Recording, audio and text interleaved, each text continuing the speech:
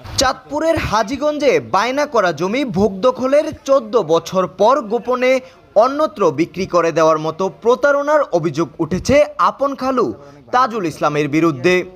মেহরাব হোসেন মুন্নার video তথ্যচিত্রে জানাচ্ছি মাহফুজুর রহমান। আমার বাবার অনেক কষ্টের টাকা দিয়ে এই জমি কিনছে, এখন আমার খালু যে আমাদের সাথে কেন এরকম প্রতারণা করলো এর বিচার চাই।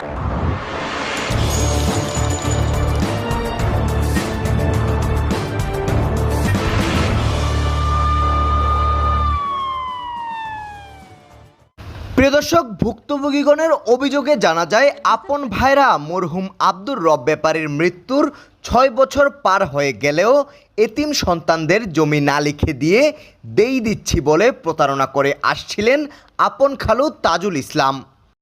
ঘটনাটি রাজারগাঁও ইউনিয়নের ২ নং ওয়ার্ডের রাজারগাঁও গ্রামেই ঘটে। এই ঘটনায় চাঁদপুর বিজ্ঞ আমলি আদালতে আপন খালুর এমন প্রতারণার বিরুদ্ধে প্রতিকার চেয়ে মামলা দায়ের করেছেন ভুক্তভোগী এতিমগণ। বর্তমানে বিচারের আশায় দাঁড়ে দাঁড়ে হন্যে হয়ে ঘুরছেন মৃত আব্দুর রব ব্যাপারীর এতিম সন্তানেরা। এমন সংবাদ শুনে বিডিসিএন 24 অনুসন্ধানী টিম খোলাচোখ আসেন ঘটনাস্থলে। ভুক্তভোগীরা জানায় ২০১০ সালের জুন মাসে দুই ভাইরা দুবাই থাকাকালীন টাকার প্রয়োজনে আব্দুর রব ব্যাপারীর লপ্তে থাকা নিজের ২২.৫% জমি বিক্রি করে দেন তাজুল ইসলাম। সে সময় দেশে তৎকালীন স্থানীয় মেম্বার আব্দুল কাদেরের সার্বিক তত্ত্বাবধানে তাজুল ইসলামের পক্ষে ছেলে রিপন সহ স্থানীয় কয়েকজনের সাক্ষী ও স্বাক্ষরে আব্দুর রব ব্যাপারীর স্ত্রী ও ছেলে শাহাদাত রিপনের নিকট ৪,৩২,৫০০ টাকা বায়নামূলে গ্রহণ করে সেই জমি বিক্রি করেন। এরপর থেকে তাজুল ইসলাম থেকে বায়নামূলে খরিদ করা জমিতে পুকুর খনন করে দীর্ঘদিন মাছ চাষ করে আসছিলেন বর্তমান ভুক্তভোগীগণ। এ বিষয়ে মরহুম আব্দুর রব ব্যাপারীর এতিম সন্তানরা জানালেন যেমনটি, আমরা ওই জায়গা থেকে ফুসকুনি করে মাটি আইনা বাড়ি ভরট করছি। এখন খালুজি বাংলাদেশে আইসা অন্য জনের থেকে জায়গা বিক্রি করে ফেলছে।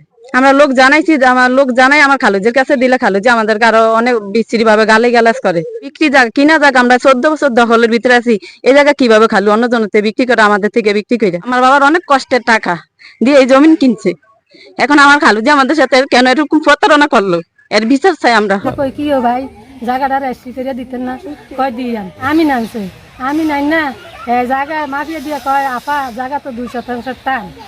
বিষয়টি নিয়ে এলাকার মৎস্য ব্যবসায়ীগণ বলেন, রাব্বাই নাই সাজাদ ভাই জায়গার মালিক আর আমরা এই জায়গাতেন বহুত বাড়ি মাছ কিনে আনছি, তেলাপি মাছ পাঙ্গাস মাছ বুঝেননি।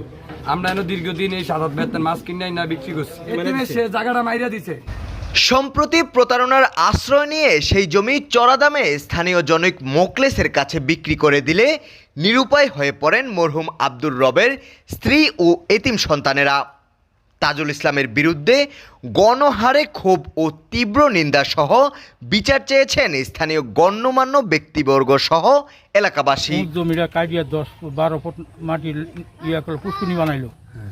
আজ ১২-১৪ বছর ধরে ওরা দখল কি অবশ্যই কি বেচা কিনি হয়েছে এটাই আমরা জানি। ১৫ বছর ধরে এই খাইতে আছে, এটা মাটিও কাটি আনছে, ৮-১০ বছর হয়ে আছে, আইনা বাড়ি বানছে। তাজল হইলো এর বাইরা মানে এখন গার্জিয়ান যেহেতু রব মারা গেছে, এখন এই তাজল এই জায়গাটা স্ট্যাম্প করছে, বেচা কিনা করছে, ১৪-১৫ বছর ধরে খাইতেছে, আবার এই জায়গাটা অন্য জায়গায় বিক্রি করে ফেলে কি করে, এটা আমরা জানি। এবং এলাকায় আপনি আরো জাগরে জিজ্ঞাসা করবেন, সবাই জানো স্ট্যাম্প আছে, এটার উপরে ভিত্তি করে কিভাবে যে আমার জায়গা বিক্রি করে লাইলো এটা তো আমরা সঠিক বলতে লগে এই সাইডে জমি হলার লগে ঝরবা হয়েছে, ঠিক আছে।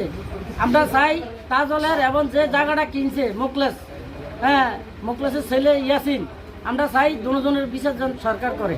এই দেশের প্রশাসনের কাছে আমরা এটাই চাই সঠিক, এই যে এতিম পোলাটা জায়গাটা কিনবা এরই ক্ষেত্রে যে ফুসকিনি করে ১৪-১৫ বছর খাইয়া সে জায়গাটা লুকান্ত পাবে অনুকন্ত আরেকজনের কাছে বিক্রি হস্তান্তর করে দিল, সাত জায়গাটা যে পায় কি বিচার চাই।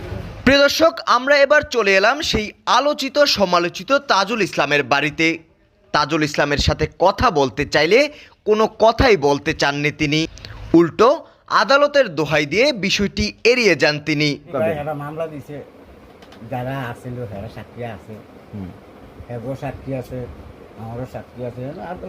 এ বিষয়ে স্থানীয়রা জানান তাজুল ইসলাম একজন বড় মাপের প্রতারক ও ঠকবাজ। এটা ভাই তো একটা বানর মিথ্যাবাদী হইলো সিটার, এর লগে বহুত মামলা চলতেছে এই দেশে। হলো জুজুলুম করে মানুষের জায়গা বায়নার করছে দলিল করছে এই জায়গা কেমনে নিয়ে আর কেন বেছে এই ভাই পোলার কোনো বাপ নাই কেউই নাই এই পোলার বাপ হইলেও আর এই গার্জিয়ান আছে এই তাজুল মিয়া এই গার্ডিয়ান এই কাজটা কেমনে করলো এরকম নিমা আরাম তাই দেশ নাই এই যে সম্পত্তি একজন যার বেশি আরেকজন যার বেশি লইলো এখন স্যার যেই ব্যবহার করছে এই ব্যবহারে ফাউল।